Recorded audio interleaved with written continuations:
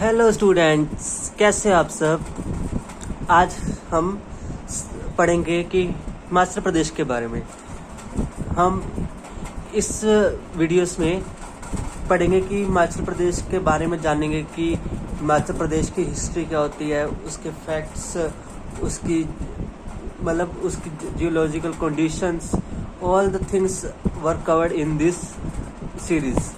सो आज हम स्टार्ट करेंगे इसकी हिस्ट्री को।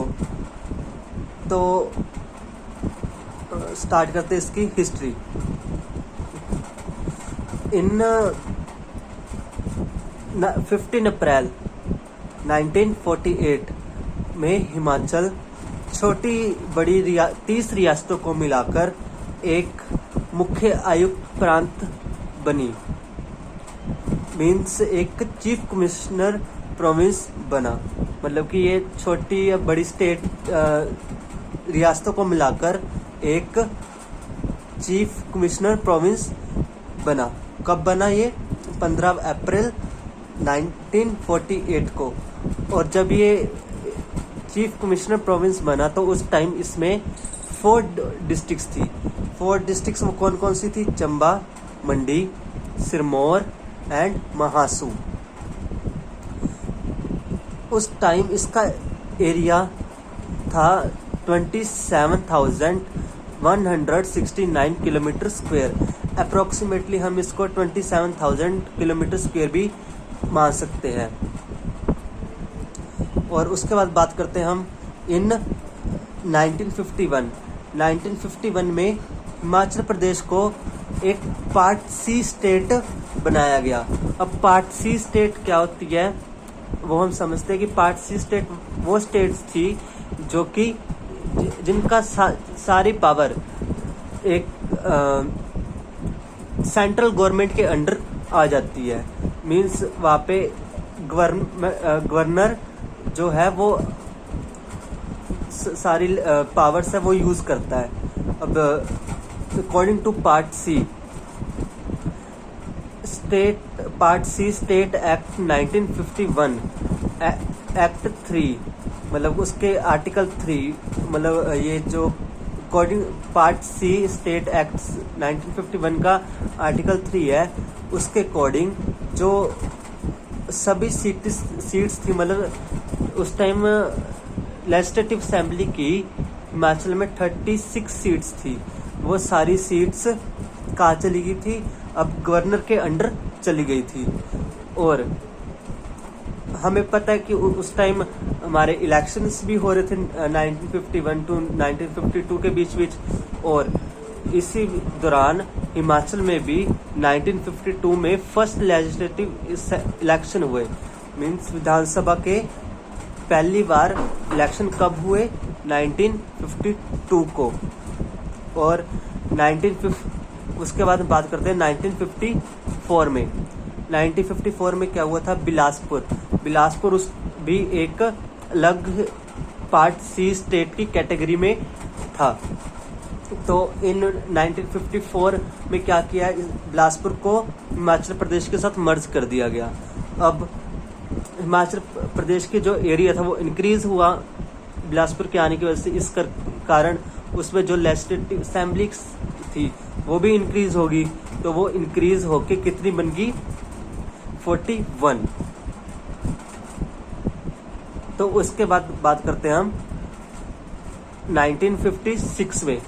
1956 में था हिमाचल को एक यूनियन टेरिटरी बना दिया गया। अब उस टाइम था कि यूनियन टेरिटरी के पास कोई भी लेजिस्लेचर पावर नहीं होगी। तो अब उस दौरान क्या कर दिया कि ये हिमाचल को अपनी लेजिस्लेचर पावर खोनी पड़ी थी। तो फिर उसके बाद अब ये पावर जनता के हाथ से चली गई थी। तो इस कारण यहाँ के लोगों को बहुत ही ज़्यादा वो मतलब सेंट्रल गवर्नमेंट के खिलाफ उन्होंने प्रोटेस्ट वगैरह कर लिए। और मतलब ओनली हिमाचल को ही नहीं, उस टाइम काफ़ी और स्टेट्स को एक यूनियन टेरिटरी बना दिया गया था। तो इस कारण बहुत सारे स्टेट्स मतलब यूटीज मिलकर प्रोटेस्ट कर रहे थे सेंट्रल गवर्नमेंट के अगेंस्ट। तो फिर उसके इम्पैक्ट क्या पड़ा, वो जाके इम्पैक्ट पड़ा 1963 में।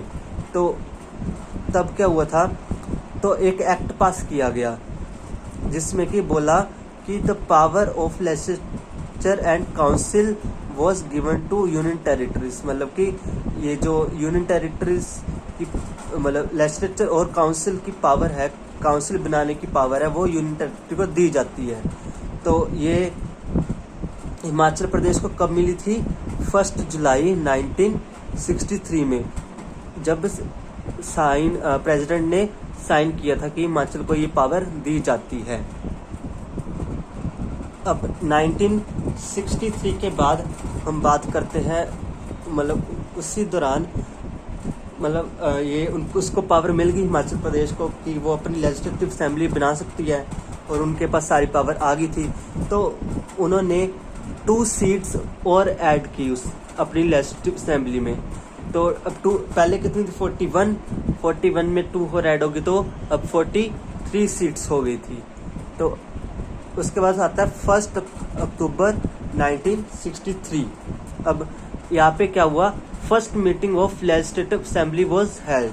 मतलब कि पहली बार लेजिस्लेटिव विधानसभा ने मीटिंग अपनी अटेंड की। तो फिर 1966 में जाते हैं। उसके बाद 1966 में क्या हुआ कि by the adding of new area in Himachal Pradesh, मतलब और अब हिमाचल प्रदेश में एरिया लगातार ऐड हो रहा था। तो एडिंग हो रही थी तो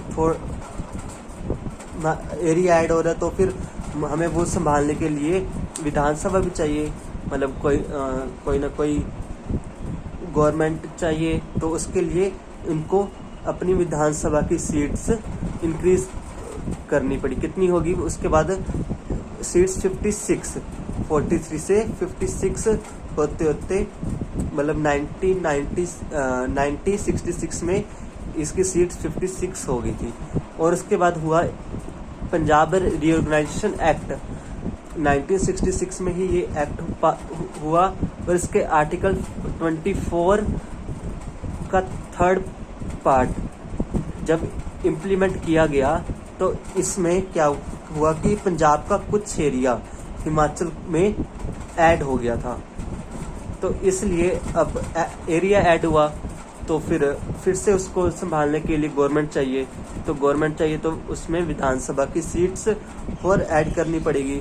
तो उस टाइम वहाँ से 56 से इसकी सीट्स बढ़कर कितनी हो गई थी, 63, जिसमें कि जो 60 सीट्स थी वो इलेक्टेड थी एंड 3 सीट्स वर नॉमिनेटेड।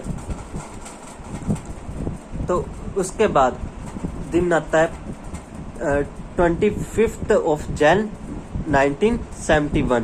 इस दिन आप सबको पता ही क्या हुआ है कि हिमाचल प्रदेश को एक पूर्ण राज्य का दर्जा दिया गया था। तो Himachal was announced as 18th state, मतलब को ये इंडिया की 18वां राज्य बना। ये अनाउंस किसने किया था, ये अनाउंस किया गया था हमारे इंडिया के प्राइम मिनिस्टर जो उस टाइम थे, कौन थी, इंदिरा गांधी। तो इंदिरा गांधी के द्वारा अनाउंस किया गया था कि हिमाचल प्रदेश को 18वां राज्य घोषित किया जाता है। तो उसके बाद बात करते हैं हम इन 1971 टू 1972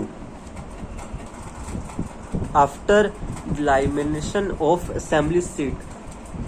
डिलाइमिनेशन के बाद जो नंबर ऑफ सीट्स थी वो कितनी कर दी गई, अब 68। और ये थी हिमाचल की हिस्ट्री।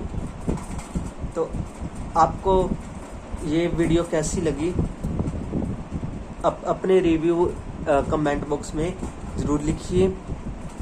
आज का टॉपिक हम यहाँ तक ही रखते हैं। फिर नेक्स्ट वीडियो हम इसका नेक्स्ट पार्ट हम नेक्स्ट वीडियो में लाएंगे।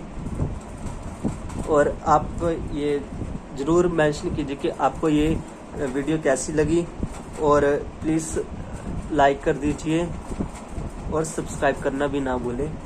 और ऐसे ही आपको वीडियो जल्दी मिल जाए, इसलिए आप बेल आइकन को